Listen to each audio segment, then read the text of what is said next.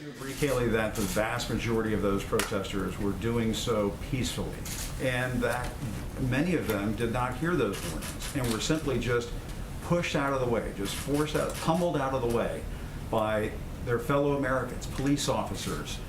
You sent in members of the military to deal with this. I mean, what do you say to Americans who look at what happened on Monday and find that to be appalling? Well, let me note the National Guard was utilized across Washington, D.C. The military was not. There is a distinction, and I would say that it is uncalled for to throw bricks at officers, uncalled for to throw frozen water bottles at officers. And they also had received intelligence that there were calls for violence against police officers, and they found caches of glass bottles, baseball bats, and metal poles hidden along the streets. When an officer is at risk, they have the right to defend themselves. They did so peaceably. There were no fatalities, no severe injuries. So you do it again.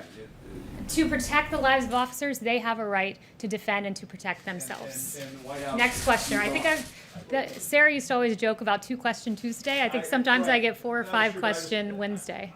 I just want to make sure that people who have a problem with what they saw Monday have a chance to have that addressed. And, I mean, what do you say to Americans who are just outraged by what they saw? And for the president to go and have a photo op in front of a church. What I would say is this: officers have a right to defend themselves. And I've watched a lot of your coverage. I've watched a lot of the nation's coverage, and let's go through some of the things that happen when officers don't defend and protect themselves. In St. Louis, 4 police officers were shot. In Las Vegas, an officer was shot in the head and is on life support. In New York, a cop was beat up by people. In Providence, 4 to 5 police officers and state troopers were injured. And in Ashbury Park, New Jersey, a police officer was injured.